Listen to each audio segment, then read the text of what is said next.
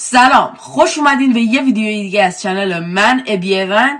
این ویدیو یه آنباکس و بررسی و آموزش داریم از بازی جذاب و خفن و باحال زیرخاکی که خیلی توی سطح کشور معروفه و من به شخصه یکی از طرفدارای پرپاقرصشم و همیشه اینو بازی میکنم. این بازی مناسب جمعی خانوادگی و وقتی بازی میکنی غرقش میشی و دوست داری رفیقاتو فشاری کنی.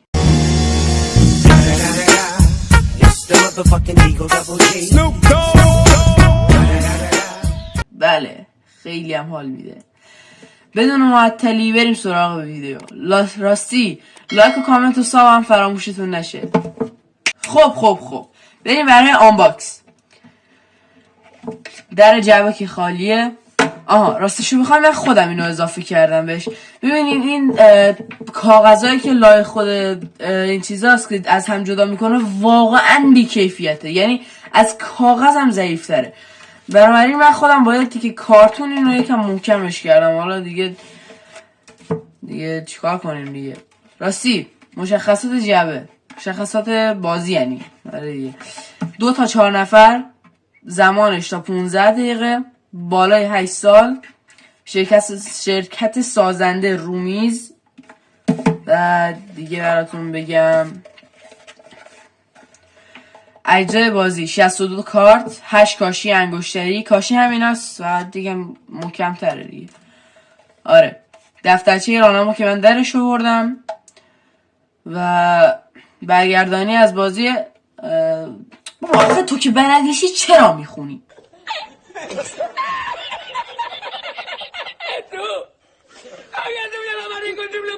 نمیتونی دهنتو ببندی؟ آره دیگه، سوتی دادم بعدم سوتی داد. خب همون چیزایی که اون برنوشته بود و هیچ دیگه. بریم برای چی دیگه، برای آموزش. خب این بازی نه یادم رفت. سب کن.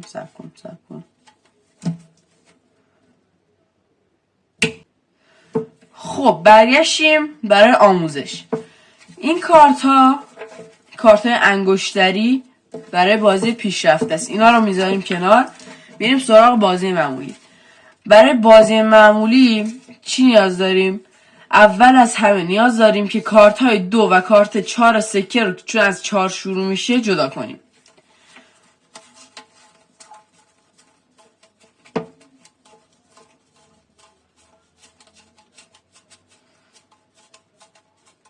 hours later.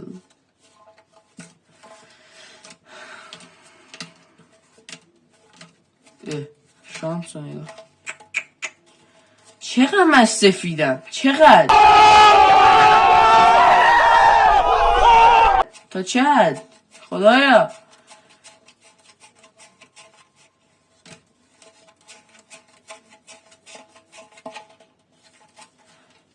چهار سکه رو جدا نکردیم.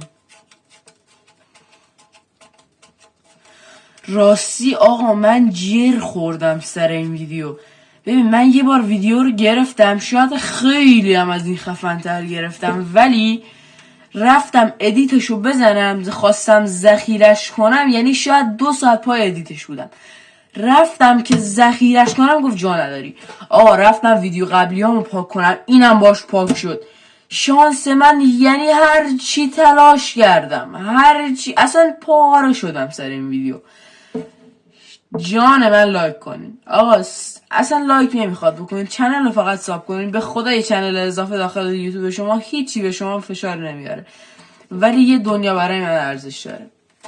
خب این چند تاست؟ باید 10 تا باشه. 1 2 3 4 5 6 7 8 9 10. درسته. خب اینا کارت های سوخته ما رو تشکیل میده. این کارت های سوخته. اینجا هم قابلیت ها رو نوشته، دیگه نیازی توضیح بدم. حالا برای بازی الان توضیح میدم براتون. ببینید اینجا میشه مخزن بازی کارت ما، این بازی کارت ما، این بازی کارت ما. نه دیگه نه، این وضعیت درست نیست آقا. این وضعیت زشته، کثیفه، مستهجنه. این چه شرایطی؟ اینجا البته منبع مخزن کارته. زن کارت بازی ما. آره این بازی چطوره؟ شما کارت میکشی، این کارت ها هر وقت یه دونه تکراری بیاد داخلش میسوزی، کارتات میره داخل کارت های سوخته. البته اگه به خود بتونی غلبه کنی و قبل از اینکه بسوزی بکشی عقب، آره دیگه میتونی با امتیازهای خوبی به دست بیاری. الان من یه مار میکشم. مار قابلیتش چیه؟ باید 2 کارت اضافه از روی دست کارت ها رو کنید. 2 تا دیگه برمیدارم. قابلیتش رو باید اجرا کنم. استرلاب چیه قابلیتش؟ به این کارت میگن استرلاب. کارت روی از دست کارت ها ببین. آره دیگه ببین، نگاش میکنم میبینمش دیگه. مثلا ممکنه بعدی دوباره یه مار بود، من یه مار رو بیارم میسوزم دیگه، درسته؟ پس کاری باش ندارم. این قابلیتش چیه؟ تپانچه است اسمش. یه کارت از زمین یک بازیکن دیگر بردار رو بسوزن. الان چون کسی هنوز کارتی نکشیده من کاری نمیتونم بکنم. بعد میکشم دوباره یکی دیگه هم میکشم. نامه قابلیتش چیه؟ 3 کارت از کارت های سوخته بکش و یکی رو بازی کن. بعد نگاهشون فهم بکنی. 3 تا بکشم یکی بازی کنم، اینو میکشم، اینم میکشم، اینم میکشم. سکه از همشون بهتره، سکه رو بازی میکنم. الان چون میترسم میکشم عقب. الان من کشیدم عقب، این شد زمین بازی من. حالا نفر بعدی مثلا اینو میکشه، اینو میکشه، اینو میکشه، اینو که کشید مثلا این سکه منو میدوزه. قابلیتش چیه؟ قابلیت راستی بذار بگم.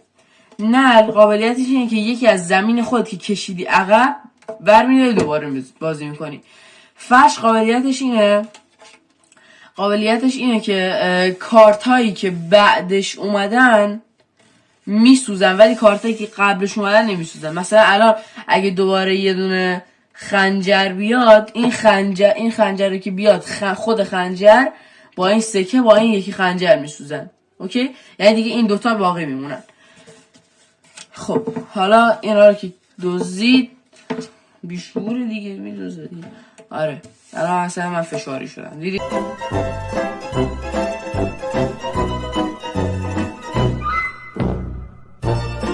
چقدر حال داد.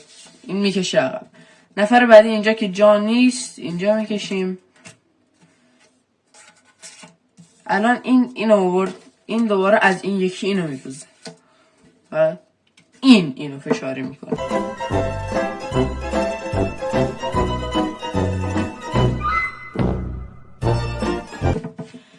اینو میکشه و 2 تا بر میداره و میسوزه و بله هر 3 تامون فشاری میشیم.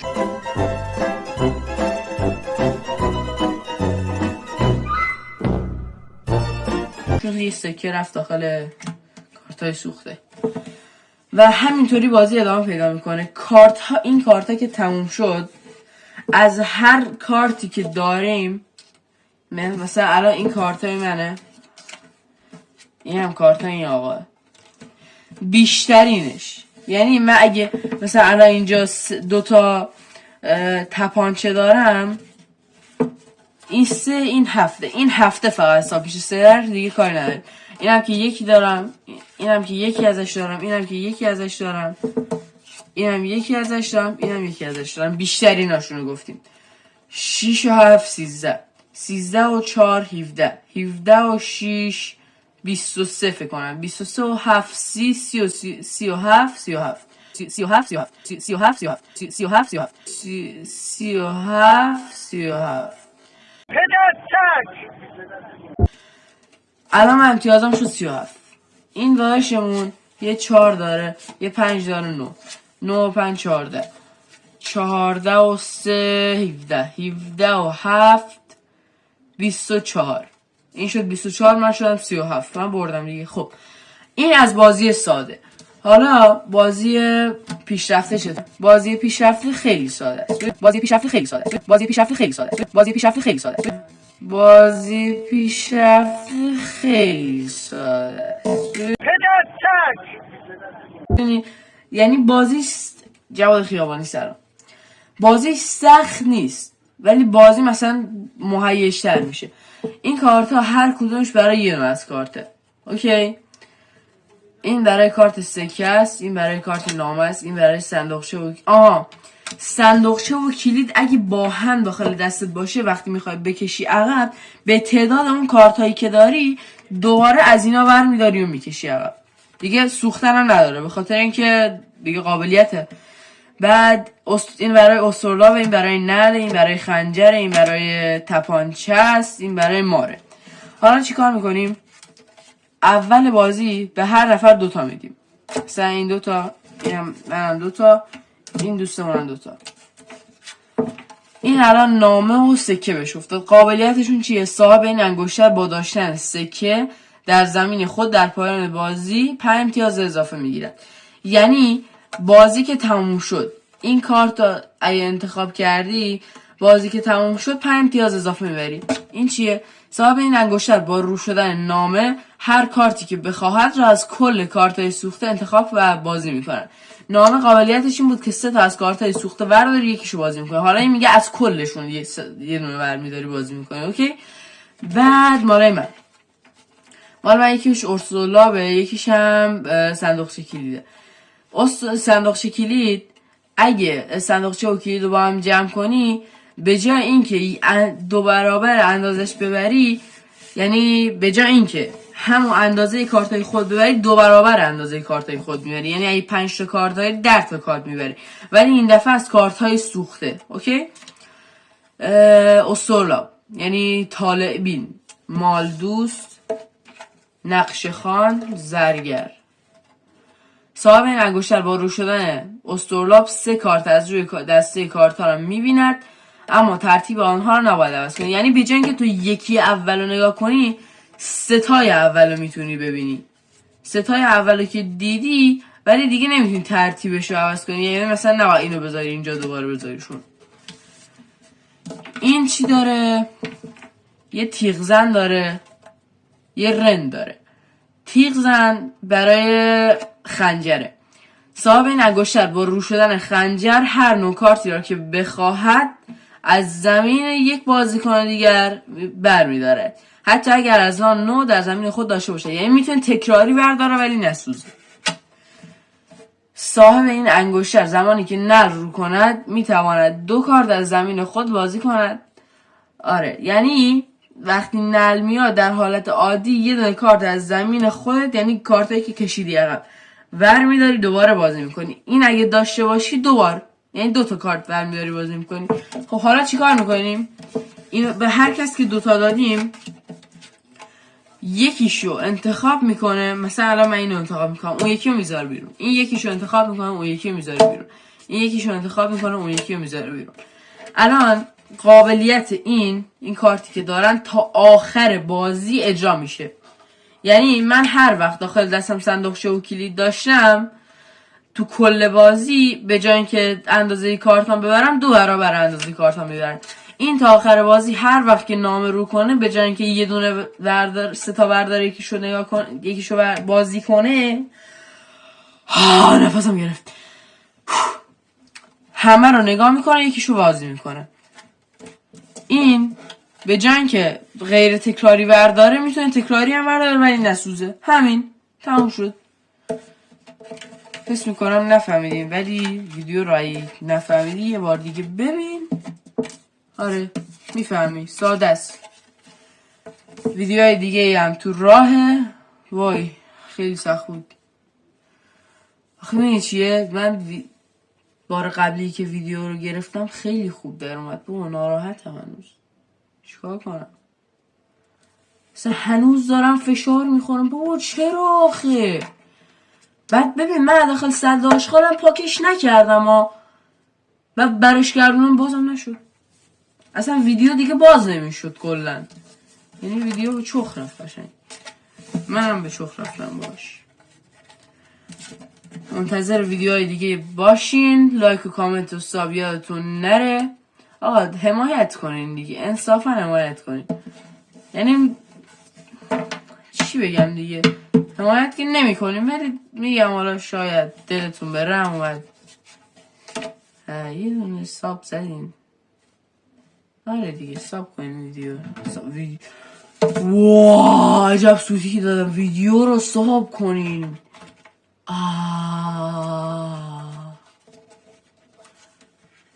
قشنگ ریدم. خب تا ویدیوی دیگه بدرود. ایران مهد در شایست.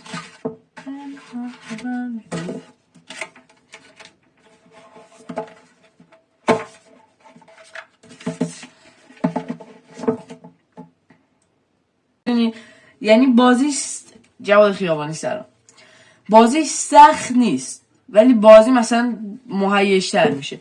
این کارت ها هر کدومش برای یه نوع از کارته. اوکی، این برای کارت سکه است، این برای کارت نامه است، این برای صندوقچه و صندوقچه و کلید اگه با هم داخل دستت باشه وقتی میخوای بکشی عقب به تعداد اون کارت هایی که داری دوباره از اینا برمیداری و میکشی عقب. دیگه سوختن هم نداره به خاطر اینکه دیگه قابلیته. بعد این برای استرلاب، این برای نل، این برای خنجر، این برای تپانچه است، این برای ماره. حالا چی کار میکنیم؟ اول بازی به هر نفر 2 تا میدیم. مثلا این 2 تا، منم 2 تا، این دوستمونم 2 تا. این الان نامه و سکه بهش افتاد. قابلیتشون چیه؟ صاحب این انگشتر با داشتن سکه در زمین خود در پایان بازی 5 امتیاز اضافه میگیرد. یعنی بازی که تموم شد این کارت رو اگه انتخاب کردی، بازی که تموم شد 5 امتیاز اضافه میبری. این چیه؟ صاحب این انگشتر با رو شدن نامه هر کارتی که بخواهد را از کل کارت‌های سوخته انتخاب و بازی میکنن. نامه قابلیتش این بود که 3 تا از کارت‌های سوخته ورداری یکیشو بازی میکنه. حالا این میگه از کلشون یه دونه برمیداری بازی میکنه. اوکی. بعد مال من یکیش ارسولابه، یکیش هم صندوقچه کلیده. صندوقچه کلید اگه صندوقچه و کلید رو با هم جمع کنی به جای اینکه 2 برابر اندازش ببری، یعنی به جای اینکه همون اندازه کارتای خود ببری 2 برابر اندازه کارتای خود میبری. یعنی اگه 5 تا کارت داری 10 تا کارت میبری، ولی این دفعه از کارتای سوخته. اوکی. استرلاب یعنی طالع بین، مال دوست، نقش خان، زرگر. صاحب این انگشتر با رو شدن استرلاب 3 کارت از روی دسته کارت ها رو میبیند، اما ترتیب آنها رو نباید عوض کنی. یعنی به جای اینکه تو یکی اول رو نگاه کنی 3 تای اول رو میتونی ببینی. 3 تای اول رو که دیدی ولی دیگه نمیتونی ترتیبش رو عوض کنی. یعنی مثلا نباید اینو بذاری اینجا دوباره بذاریشون. این چی داره؟ یه تیغزن داره، یه رند داره. تیغزن برای خنجره. صاحب این انگشتر با رو شدن خنجر هر نوع کارتی را که بخواهد از زمین یک بازیکن دیگر برمیداره، حتی اگر از آن نوع در زمین خود داشته باشه. یعنی میتونه تکراری برداره ولی نسوزه. صاحب این انگشتر زمانی که نل رو کند میتواند 2 کارت از زمین خود بازی کند. آره، یعنی وقتی نل میاد در حالت عادی یه دونه کارت از زمین خودت، یعنی کارتایی که کشیدی عقب، ور میداری دوباره بازی میکنی. این اگه داشته باشی 2 بار، یعنی 2 تا کارت ور میداری بازی میکنی. خب حالا چی کار میکنیم؟ این به هر کس که 2 تا دادیم یکیشو انتخاب میکنه. مثلا الان من اینو انتخاب میکنم، اون یکی رو میذاره بیرون. این یکیشو انتخاب میکنه، اون یکی رو میذاره بیرون. این یکیشو انتخاب میکنه، اون یکی رو میذاره بیرون. الان قابلیت این کارتی که دارن تا آخر بازی اجرا میشه. یعنی من هر وقت داخل دستم صندوقچه و کلید داشتم تو کل بازی به جای اینکه اندازه کارتام ببرم 2 برابر اندازه کارتام میبرم. این تا آخر بازی هر وقت که نامه رو کنه به جای اینکه یه دونه بردار 3 تا برداره یکیشو نگاه کنه یکیشو بازی کنه. نفسم گرفت. همه رو نگاه میکنه یکیشو بازی میکنه. این به جای اینکه غیر تکراری برداره میتونه تکراری هم برداره ولی نسوزه. همین تموم شد. حس میکنم نفهمیدیم، ولی ویدیو رو اگه نفهمیدی یه بار دیگه ببین. آره میفهمی، ساده است. ویدیوهای دیگه هم تو راهه. وای خیلی سخت بود. آخه میدونی چیه؟ من بار قبلی که ویدیو رو گرفتم خیلی خوب در اومد. بابا ناراحتم هنوز. چیکار کنم؟ مثلا هنوز دارم فشار میخورم. بابا چرا آخه؟ بعد ببین من داخل صد آشغالم پاکش نکردم بعد برش گردونم بازم نشد. اصلا ویدیو دیگه باز نمیشد کلا. یعنی ویدیو به چخ رفت قشنگ. منم به چخ رفتم باش. منتظر ویدیوهای دیگه باشین. لایک و کامنت و ساب یادتون نره. آقا حمایت کنین دیگه، انصافا حمایت کنین. یعنی چی بگم دیگه، حمایت که نمی کنین ولی میگم حالا شاید دلتون به رحم اومد یه دونه ساب زدین. آره دیگه ساب کنین ویدیو. نشستم به در نگاه میکنم، دریچه آه میکشد. واو عجب سوتی که دادم. ویدیو رو ساب کنین.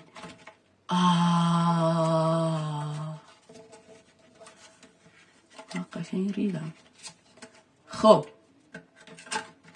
تا ویدیوی دیگه بدرود.